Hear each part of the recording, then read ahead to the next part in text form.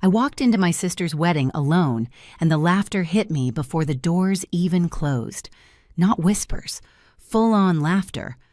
My father's voice cut through the room, loud and cruel, saying I couldn't even find a date. I felt hands shove my shoulder. The marble floor vanished. Cold water swallowed me as I fell into the fountain. For a second, no one helped. They clapped. Grown adults applauded while I stood dripping, humiliated. I looked at my father, smiled through the water, and said one sentence I had practiced for years. Remember this moment, because what they didn't know was who walked in next. On the outside, my family has always looked flawless. The kind of family people point at and say they must have it all figured out. Big house, polished smiles, perfect holiday photos framed and updated every year. Inside that house, I learned early how to stay quiet. My younger sister grew up in the spotlight. Teachers adored her. Relatives bragged about her. My parents spoke her name like it was a prize they'd won. I was the other one, the responsible one, the one who didn't cause problems and didn't get noticed either. At family dinners, conversations floated around me like I wasn't sitting at the table. If I did speak, my mother would smile tightly and say, "That's nice, sweetheart," before steering the topic back to my sister. My father preferred silence from me. Silence was obedience. Silence meant I wasn't embarrassing anyone. Birthdays were quick affairs, a cake from a grocery store, no candles some years. When I turned 16, my father forgot entirely. He remembered my sister's piano recital that night, though. I stood in the kitchen holding a plate, listening to applause echo from the living room. As I got older, I learned how to survive by being useful. I worked hard. I stayed disciplined. I built a career that demanded precision and calm, where mistakes mattered and emotions didn't get you far. Outside my family, that discipline earned respect.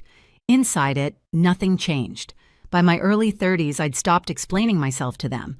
I stopped sharing achievements. I stopped correcting assumptions. It was easier to let them believe I was distant, difficult, too focused on work to build a normal life.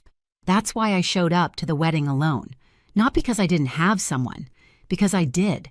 I just knew my family would never treat that part of my life with care. They would dissect it, compare it, measure it against my sister, and find it lacking somehow. So I kept it private, sacred, untouched by their opinions. When the invitation arrived, thick paper and gold lettering, I hesitated. I hadn't seen most of my relatives in over a year. I already knew how this would go. The looks, the questions, the quiet judgments. Still, I went, because some part of me needed to see if anything had changed, and another part of me needed proof that it hadn't. The venue was impossible to miss. Glass white flowers, soft music, drifting out into the afternoon air.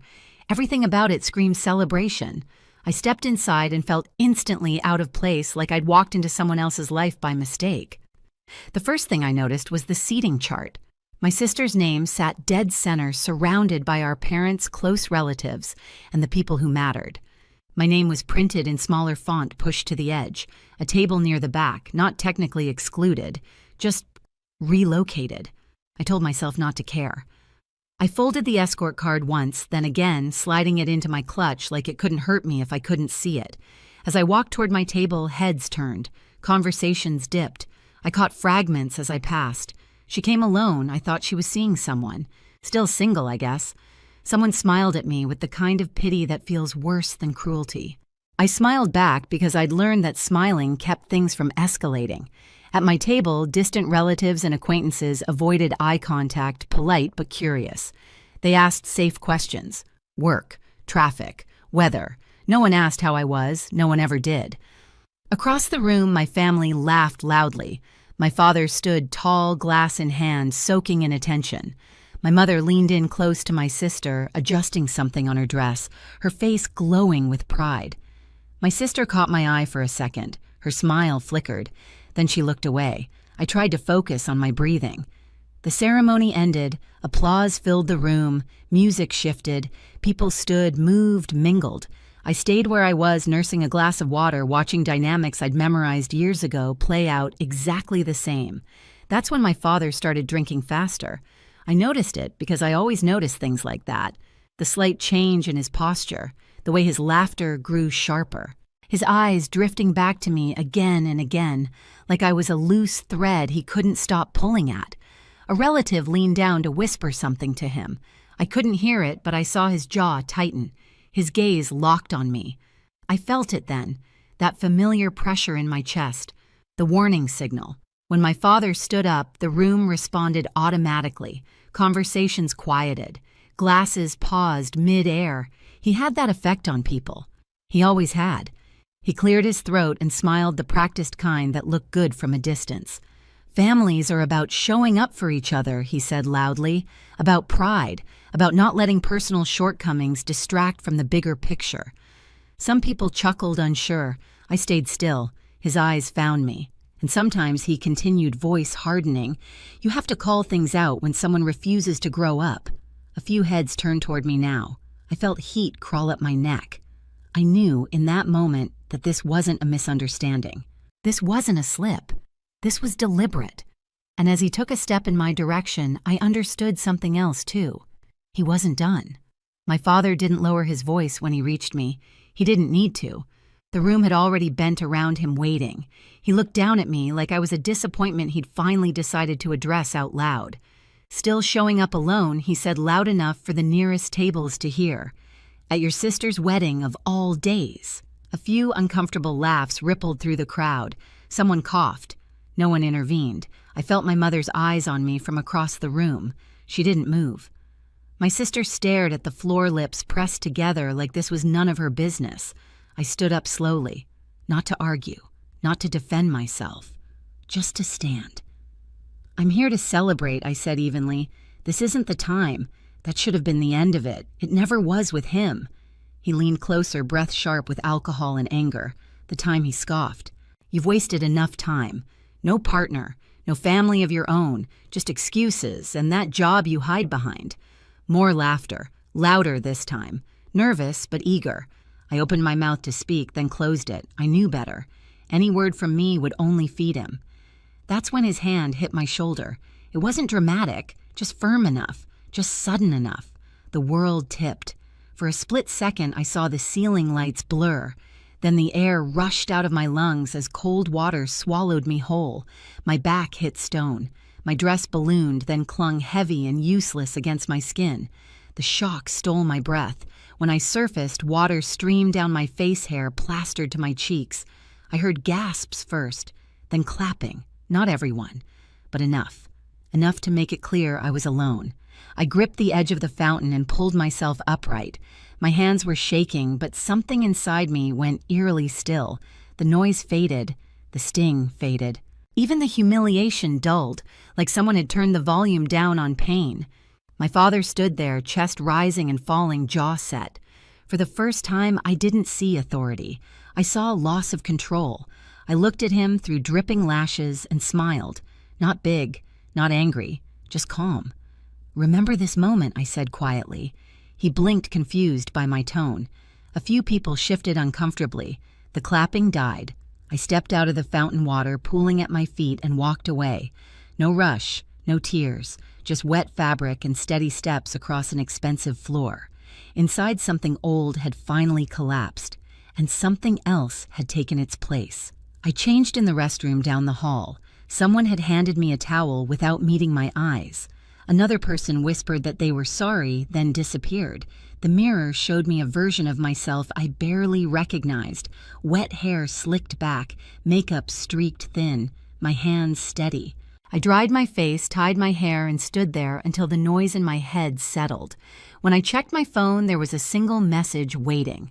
On the way, no punctuation, no reassurance, just fact. I walked back into the reception with a calm that surprised even me. Conversation stumbled when people noticed I wasn't hiding. I took my place near the entrance, not the family table, not the back. Somewhere neutral, somewhere visible. Time moved differently then. 5 minutes felt long, 10 felt endless. My father avoided looking at me. My mother pretended nothing had happened, laughing too loudly with people who didn't know where to put their eyes. My sister kept smoothing the front of her dress like it might wrinkle if she stopped touching it. Then the air changed. It wasn't dramatic at first, just a subtle shift, A pause in conversation, a few heads turning toward the doors. A pair of men stepped inside, scanning the room without making a scene. They didn't rush. They didn't announce themselves. They simply looked like they belonged anywhere they stood. The music softened. Someone near the bar went quiet mid-sentence. My father frowned and straightened instinctively, reaching for control. He took a step forward. "This is a private event," he said, voice sharp. "You can't just walk in here." One of the men didn't even look at him. He spoke quietly into his sleeve, then stepped aside. And then he walked in. I felt it before I saw him, that steady presence, that unmistakable sense of certainty. He wasn't dressed to impress. Dark suit, clean lines, nothing flashy. But people moved out of his way without being asked, not because he demanded it, because something about him made space. His eyes found me instantly. Relief hit my chest so hard it almost hurt. He crossed the room like it belonged to him, stopping only when he reached me. His hand found mine, warm and grounding. "Are you okay?" he asked softly. I nodded. "I am now." He kissed my forehead, quick and familiar, then turned to face the room with me still beside him. Not in front of me, with me. My mother stared at us like she'd missed a step in a dance. My sister's smile slipped. My father's confusion sharpened into suspicion. And who my father said slowly, "Exactly, are you?" The man beside me didn't raise his voice. He didn't need to. "I'm her husband," he said. "We've been married for a few years." Silence fell hard. Someone laughed too loud, too fast. "That's not funny." My husband didn't react. He simply waited. My mother found her voice first. "Haley," she said, smiling too tightly. "Why are you doing this today?" I looked at her then, really looked. Doing what? "Creating a scene," she said. "On your sister's wedding day." My husband's hand tightened slightly around mine. He spoke before I did. "The scene already happened," he said calmly. "I just arrived after it." A man near the back pulled out his phone, scrolling furiously. His eyes widened. He whispered something to the woman beside him. She covered her mouth. My sister took a step forward. "This is ridiculous," she said. "She doesn't have a husband. She would have told us." "Would I?" I asked quietly. She froze. My father's face flushed. "You expect us to believe you married someone like him and never mentioned it?" My husband nodded once. "Yes." Why, my mother asked the word slipping out before she could stop it. I answered, "Because you don't listen. You compare. You minimize. And I wanted something in my life that didn't belong to this room." The murmurs grew louder now, pieces connecting. Someone said my husband's name under their breath like they were testing it. Someone else said it louder. A third person gasped. My father went pale. "That's not possible," he said, though his voice lacked conviction. My husband met his gaze, unblinking. "It is." The authority in his tone wasn't aggressive. It was final. My father looked around, searching for backup that didn't come. His shoulders slumped just slightly. "I saw what you did," my husband continued. "I heard what you said, and I watched people applaud." The room felt smaller suddenly, hotter. "You pushed your daughter into a fountain," he said evenly. "Publicly. Intentionally." "That's between us," my father snapped. "Family business." "No," my husband said. "That ended when you made it public." A woman near the front spoke up hesitantly. "I saw it too." Another voice followed. "So did I." My mother looked around, realizing control had slipped. "Haley." "Please," she said softly. "We can talk about this later." I shook my head. Later never comes. My sister's eyes filled with something like fear. "You're enjoying this," she accused. I thought about that, about the cold water, the clapping, the way no one stepped in. "No," I said honestly. "I'm done pretending it didn't happen." My husband turned back to me, then his expression gentle. "We don't have to stay." I glanced around the room one last time, at the faces that had laughed, at the ones that looked away, at the ones who finally understood. "Okay," I said. As we walked toward the doors, my father called out, "Haley, wait." I stopped, but didn't turn. "You're making a mistake," he said. "You're embarrassing us." I looked back then, calm, clear. "You already did that," I said. "I'm just not carrying it anymore." We walked out together. The doors closed behind us, sealing off the noise, the whispers, the collapse of a story my family had told for years. In the quiet outside, my husband squeezed my hand. "I'm proud of you," he said. I breathed in, deep and steady. For the first time, I believed it mattered. The fallout didn't explode. It sank. By the next morning, messages started coming in, not apologies, questions, careful ones. The kind people ask when they realize the story they've been repeating no longer holds. My father didn't call. He sent a short text asking to talk when things calmed down. That was new. Control had always come from volume with him. Silence meant he'd lost the room. My mother reached out twice, then stopped. I heard later that friends had begun to distance themselves, uncomfortable with what they'd witnessed. Image once cracked doesn't mend easily. My sister avoided me. When we finally spoke weeks later, she didn't argue. She just said she needed time. I didn't offer reassurance. For once, I let her sit with discomfort. What surprised me most was how light everything felt. No rage buzzing under my skin, no urge to prove anything, just clarity. I didn't cut my family off completely. I didn't punish them. I simply changed the rules. No public performances, no comparisons, no dismissing what I do or who I am. If those boundaries were crossed, I left, quietly, immediately. Some adjusted, some didn't. And I was okay either way. At home, life returned to its steady rhythm. Coffee in the mornings, work that mattered, evenings where I wasn't bracing myself for judgment. The humiliation didn't define me anymore.